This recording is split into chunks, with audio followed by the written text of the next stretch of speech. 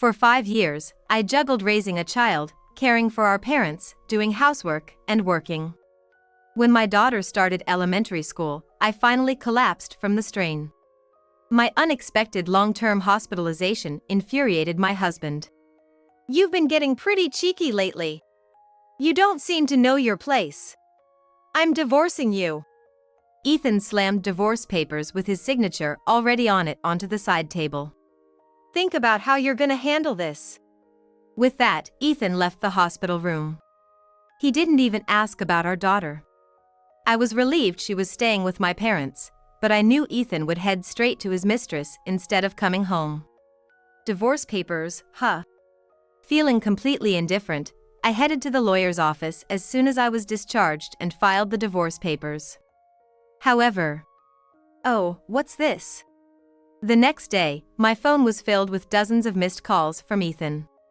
I didn't know what he wanted, but it was too late for anything he had to say. He could regret it all he wanted. My name is Tina Smith, and I'm 40 years old. I live with my husband Ethan and our daughter Chloe. We've been married for 5 years, and during that time, I've been constantly juggling childcare, housework, work, and taking care of my father-in-law. I remember when I first met Ethan, I never imagined things would turn out this way. Our meeting was purely by chance while I was out shopping on a day off. Ethan was the one who helped me when my heel broke. When we were dating, he was kind and always celebrated my birthdays and anniversaries. But after we got married, he changed. It took me 5 years to come to terms with Ethan's sudden change. Shortly after we got married, I found out I was pregnant. Ethan demanded that I quit my job. "Taking maternity leave and parental leave will just inconvenience your company. Quit your job." "What? But didn't you hear me?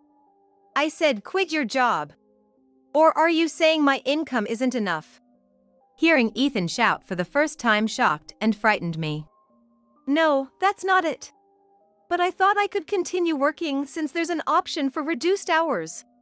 You're my wife now. Prioritize our home. We're having a baby. You don't have time to work." Ethan shouted again. This time, he looked like he might get physical, so I reluctantly gave in to his demands. Okay. I'll quit my job." Say that from the start. You can't even do housework properly and you're being cheeky. His attitude was so different from before we got married that I was constantly bewildered, trying not to upset him. Although my colleagues were sorry to see me go, I finished my job handover and quit 6 months later. Until I resigned, Ethan kept making snide remarks. "You're dragging out your job so much. Are you really planning to quit? You're not trying to get away with it, are you?" "No, it's just that the handover is taking time. Don't think you can fool me. You're not getting away with anything. You must quit your job. Maternity and parental leave are always a bother to me. It's embarrassing that my wife would be such a nuisance." I couldn't understand why Ethan was so insistent on me quitting my job. Nowadays, dual-income families are the norm, and sometimes there's even pressure to work. So I didn't know what was on his mind. But I found out his true intentions in an unexpected way a month after I quit my job. One night, I woke up thirsty. When I went to the living room to get some water, I heard Ethan talking. He seemed to be talking on the phone. "Yeah. That woman finally quit her job." I immediately knew he was talking about me. Hearing him refer to me as that woman made my eyes widen. "The baby's coming, so she can't run away easily now. Don't worry, Mia is the one I really care about." Mia must be the person he was talking to. I couldn't hear her words, but I heard her high-pitched laugh. Yeah. I want Mia to stay free and beautiful. It's better than being tied down with marriage and a family. It's an adult romance." The word affair flashed through my mind. Judging by his words, Ethan didn't plan to marry Mia. He was just manipulating both of us for his convenience. "Looking forward to our date next week." Ethan had told me he'd be on a business trip next week. He must be lying to have fun with his mistress. I felt nauseous and wanted to leave right then and there. But, as Ethan mentioned on the phone, we were having a baby. Plus, I was already in the process of quitting my job. There was nothing I could do. It was humiliating and shameful, but I had to endure it for the sake of my child. Biting my lip, I quietly returned to the bedroom. My dad had a stroke. He's gonna be in a wheelchair from now on, Ethan suddenly told me just after Chloe was born. No way! But he's not in any immediate danger, right? My in-laws were wonderful people who were very kind to me and Chloe, unlike Ethan. I valued them more than Ethan at this point. I said he'll be in a wheelchair. Listen when I talk. Ethan had become increasingly short-tempered, yelling at every word I said. His outbursts scared me, and I watched his every move. I'm sorry. Don't ever interrupt me again. Got it? From now on, you'll take care of my dad.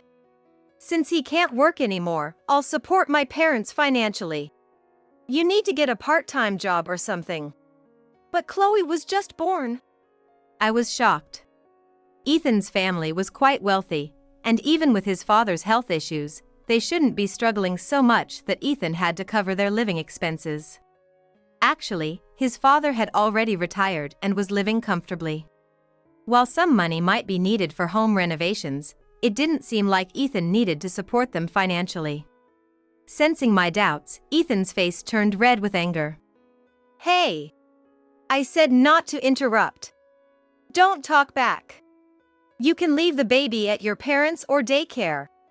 Are you telling me to abandon my parents? No, that's not what I meant. Maybe he was using this as an excuse to spend money on his mistress. The thought weighed heavily on me. Being an only son of a wealthy family, Ethan had always been reckless with money. He didn't seem to accept having to cover the living expenses either. I believe his increasingly tyrannical behavior since we got married stems, in part, from his sense of superiority due to his wealthy family background. I'm the one paying for your living expenses. If I'm telling you to help support my parents, you better comply without any fuss. I regretted not taking maternity leave and continuing my job. But saying this now would only enrage Ethan again.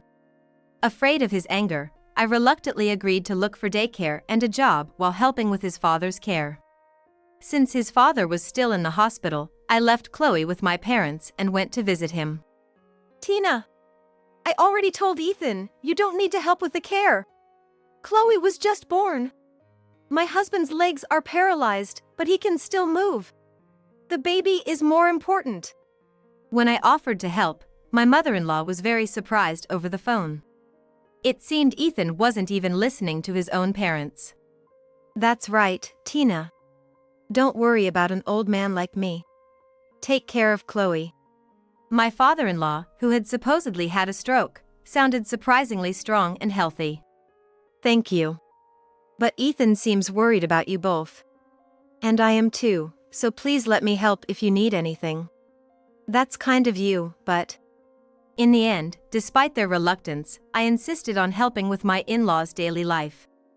At the same time, I found a part-time job to contribute to the household expenses. Most of the living costs came from my part-time earnings. The problem was that Ethan didn't help with the housework, childcare, or caregiving. While I was exhausted from all the new responsibilities, Ethan not only refused to help but also hurled insults at me whenever he felt like it. Why isn't dinner ready when the man of the house comes home? You've been slacking on the housework lately. It's impossible to do all the housework, childcare, and caregiving perfectly. At least help with Chloe or take care of your dad on weekends. I'm working a full-time job. Unlike your part-time job, I have more work and responsibility. Housework, childcare, and caregiving are the wife's duties. Don't lean on me because you're being lazy. What did you say? I was too stunned and angry to respond. My in-laws always apologized and thanked me whenever I visited, and they doted on Chloe. Honestly, I was grateful I could consult them about childcare since it was my first time doing it. Taking care of my father-in-law wasn't a burden because we worked together and discussed things. The only strain was physical, but I managed since my mother-in-law and father-in-law were in the same situation. The hard part was being at home. I had to do everything myself. I couldn't have my father-in-law watch Chloe, who can't walk yet, or ask my mother-in-law to cook lunch while I went shopping. Ethan just sat on the couch watching TV, doing nothing, and being tyrannical. Gradually, I dreaded being at home more than being at my in-laws' house. I managed to keep this up for 5 years thanks to the support from both my parents and in-laws. But when Chloe started elementary school, the stress finally got to me, and I collapsed suddenly. Fortunately, I collapsed at my parents' house, and they were able to call an ambulance right away. But the problems started after that. Fibroids? Yes. The tests show you need surgery. However, you seem to be very fatigued, so we're also concerned about your strength. You'll need to be hospitalized for a while to recover before the surgery. Fibroids usually don't require a long hospital stay. But due to my weakened condition, I needed long-term hospitalization.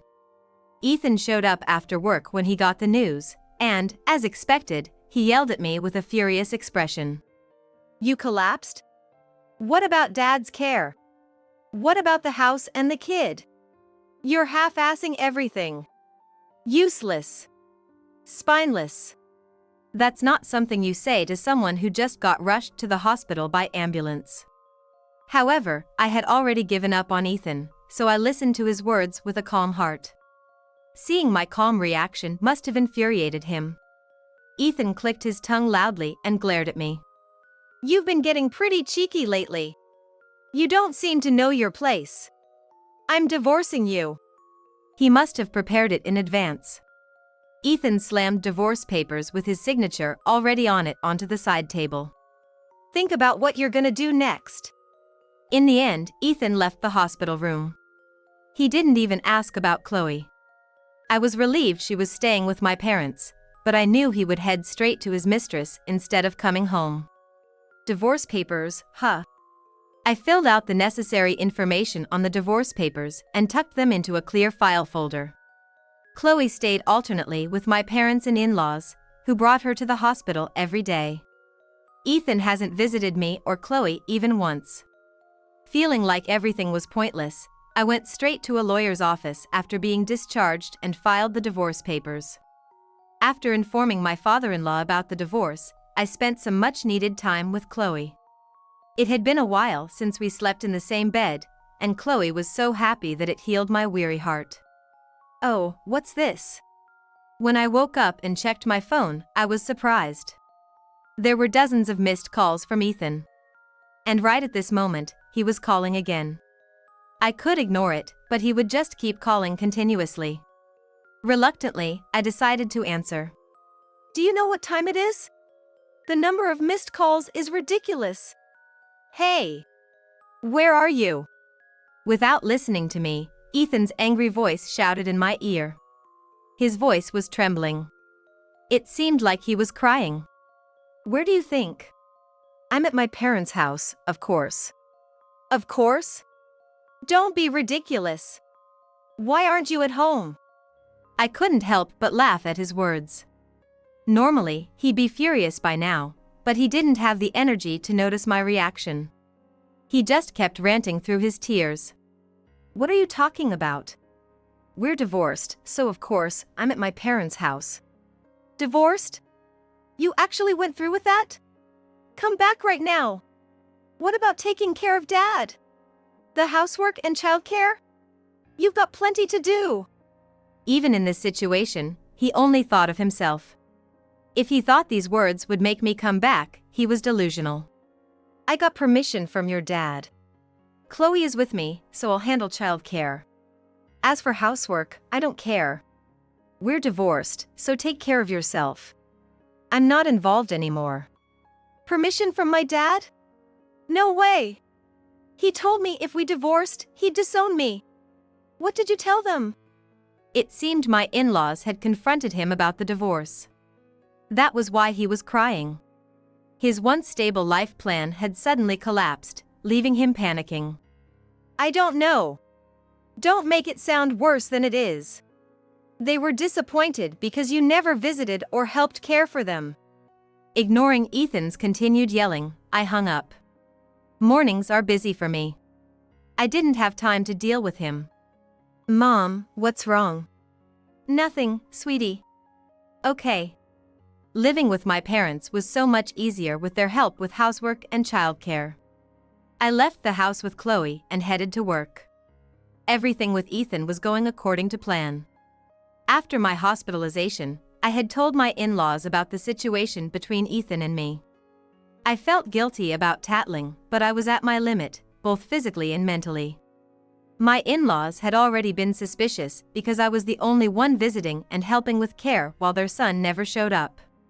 When I collapsed, they were worried and asked me about the situation, which led to my confiding in them. He's disowned. Our estate will go to Chloe. My father-in-law was furious about how his son had treated his wife and child. My mother-in-law looked dejected. We spoiled him too much because he was our only son. We relied on you for help and didn't consider your situation enough. I'm so sorry. It's okay. I truly wanted to help you and Dad. Besides, I was doing all the housework and childcare alone at home. When I was at your place, you helped with Chloe, which was actually a relief for me. So please, don't worry about it. My mother-in-law wiped away the tears that had welled up in her eyes. Chloe, who had come to the hospital with them, looked at me with concern while being surrounded by her beloved grandparents. Mom, are you okay? I'm fine. I'm just gonna be in the hospital for a little while. We had a proper discussion and decided on a plan moving forward. During my hospital stay, both my parents and in-laws would take care of everything. They also checked on the house and kept me updated. Ethan hadn't been home at all, which was another reason my in-laws were angry. What would he have done if his daughter had been left alone? How did he turn out to be so irresponsible? I also wondered how Ethan had become like this despite having such good parents. My mother-in-law blamed herself for spoiling him, but seeing how he acted in front of them, I didn't think they had spoiled him that much. Tina, I'm truly sorry. Please cut ties with him. I mentioned leaving the inheritance to Chloe, but if you don't want that, you can refuse. If you stay connected with us, you'll still have some minimal contact with him. My father-in-law looked down, ashamed. Disowning him wouldn't stop Ethan from trying to get his hands on the inheritance. He'd find a way to get the money if he could. But I didn't want to give in to that. I respect you both. I don't care about the inheritance, but I don't want to sever my relationship with you too. Chloe loves her grandparents so much. Ethan said he wanted a divorce, and I'm happy to oblige since I have no love left for him. But I'd like to continue helping each other as we always have. Would that be a problem? Tears welled up in their eyes. I loved and respected these two people deeply. They are as important to me as my own parents. They seemed to understand my feelings and hugged me and Chloe. Thank you, Tina. Thank you. We're so glad to have you and Chloe. We were family. Marrying Ethan had been a mistake, but meeting these wonderful people was a blessing. I truly felt that from the bottom of my heart. Today, I attended a meeting with a client. Although I had just recovered, I had kept up with work and information, so I was confident. The company also trusted me with the task. The presentation for the new product went smoothly, and I answered some questions and made suggestions, resulting in a very productive meeting. I was worried because of the break, but it went smoother than I thought. Just before heading home after finishing my work, I ran into Ethan in the company lobby. Well, I had expected this. It was because the client was Ethan's company. That's why I had explained the situation to the client and arranged the meeting when Ethan wasn't supposed to be there. He was supposed to be out visiting clients, but it seemed he had come back early. From what I could see, he was just chatting with a female colleague in the lobby. It would be nice if he at least respected work hours. I intended to ignore him, but Ethan furrowed his brows and came straight at me. What are you doing here? Trying to harass me? Ethan suddenly shouted, drawing the attention of everyone around us. The receptionist began making a phone call in a hurry. I tried to stay calm and keep my voice steady so he wouldn't drag me down with him. I'm here for work. Don't interfere. Work? A part-timer like you can't have business at a big company like this. Several people frowned at Ethan's words. How many people work part-time at this company, I wonder? If he turns all of them against him, he surely won't be able to work here properly. You ignore my calls but show up at my workplace? You're pathetic. Get my parents to take back the disownment right now. And never show your face to me again. Hearing that Ethan had been disowned, some onlookers started whispering to each other with pleased expressions. It seemed he had been acting arrogantly at work as well. He had already made many enemies. A normal person would back down in this cold atmosphere, but Ethan was glaring at me, breathing heavily. Moreover, a woman, just as clueless as Ethan, joined in. It was the same woman he had been chatting with earlier. Ethan, what's going on? Is this your ex-wife? Both of the receptionists frowned. And several other women also looked displeased. It seemed she was the type to be disliked by her own gender. Mia. Yeah, this is my ex-wife. It's such a nuisance that she showed up here. Mia looked at me and laughed mockingly. It was infuriating, but yelling back would be pointless. I quietly watched their triumphant faces. Too bad. Ethan's real love is me. You chased him all the way here, how desperate and creepy. Go home, stalker, before you get arrested.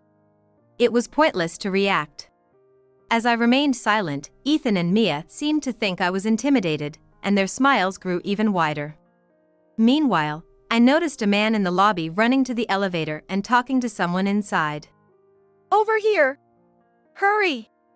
Guided by the man, the person who stepped out of the elevator was the head of the Planning and Development Department, who had been in the meeting with me earlier. The head, who seemed to have been briefed on the situation, hurried over to me. What's going on here? The head spoke to me, but Ethan responded. I'm sorry. It's embarrassing, but this woman has been following me to harass me. I apologize for causing a scene at the company. I'll get rid of her right away. At Ethan's words, the head's expression changed. How dare you? That's incredibly rude. Apologize now. What? The head grabbed Ethan's head and forced him to apologize to me. Ethan and Mia seemed unable to comprehend the sudden turn of events. I deeply apologize for the rudeness of our employees. It's okay. It's embarrassing, but it's true. I was once married to this man. There was a misunderstanding. You don't need to worry about it. With the head's arrival, the crowd dispersed. The incident would undoubtedly spread throughout the company by the end of the day. The receptionists were watching intently, so this would undoubtedly spread through them. Others in the lobby, who seemed to be there for work, were glancing at Ethan with interest. The only ones who didn't grasp the situation were Ethan and Mia. This is ridiculous. She's just a part-time worker. Sir, you're being deceived. That's right. It's remarkable that they still have the nerve to argue with their superior in this situation, but don't they realize they're only making things worse? As expected, the head of the department shouted at Ethan. Shut up. Keep your mouth closed. I apologize for this behavior. I'll deal with it strictly. I wanted Ethan and Mia to face the consequences of their actions. So I decided to take advantage of the situation. You're right. At this rate, they might be rude to other clients and partners. Please take appropriate action. Ethan looked like he wanted to argue, but he kept silent, not wanting to anger his boss further. Mia still couldn't give up and shrieked.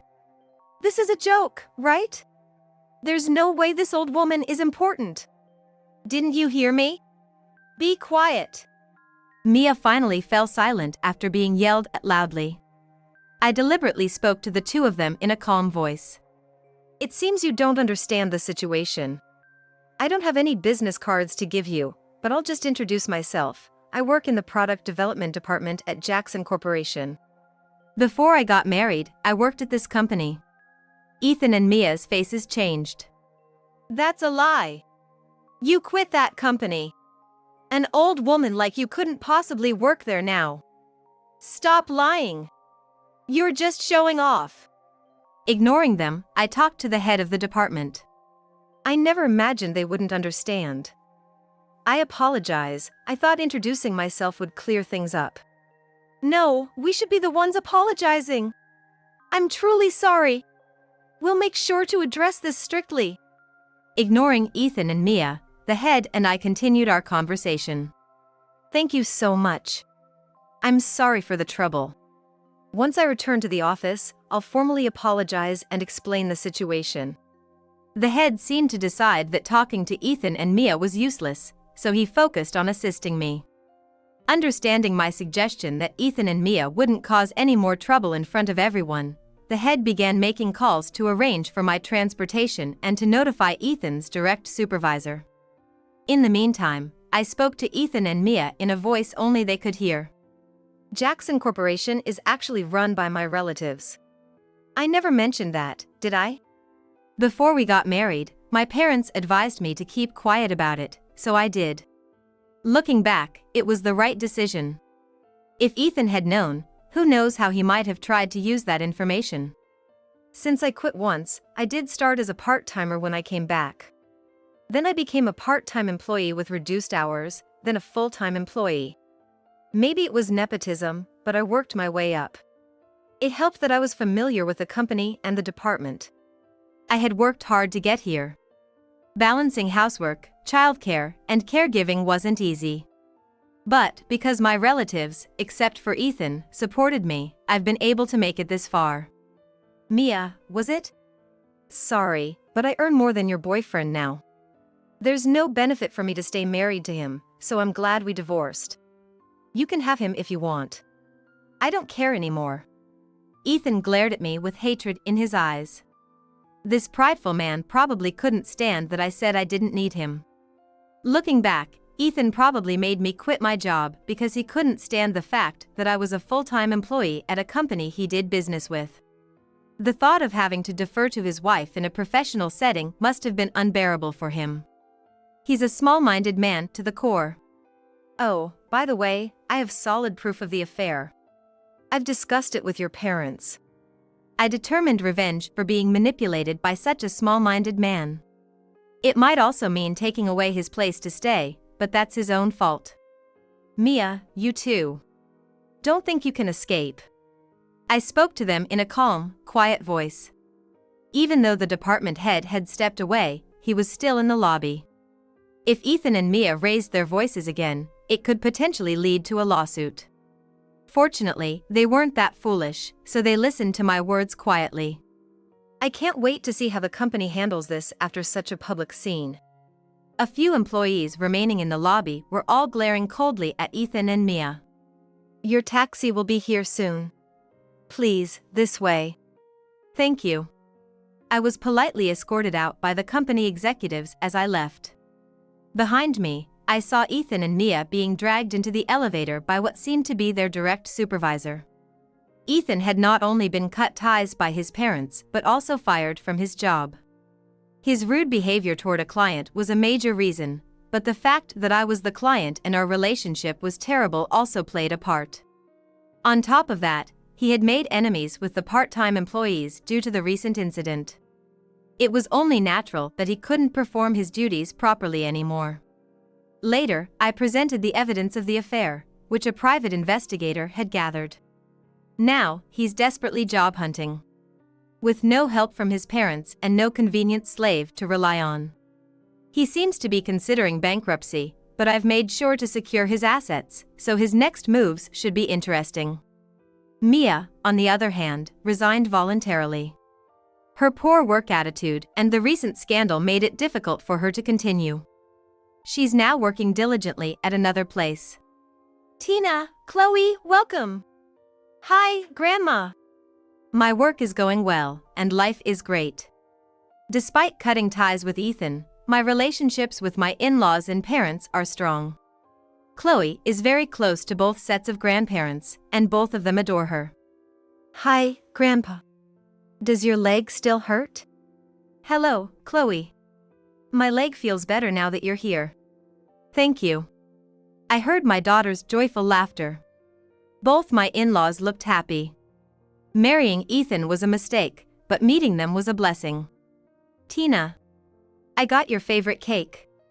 Let's have some. Thank you. Although I still try to help with my father-in-law's care, my mother-in-law has hired external help since my collapse. She said bringing Chloe over makes them happiest, so I often visit with her. Surrounded by my wonderful daughter and amazing parents, I am now the happiest I've ever been.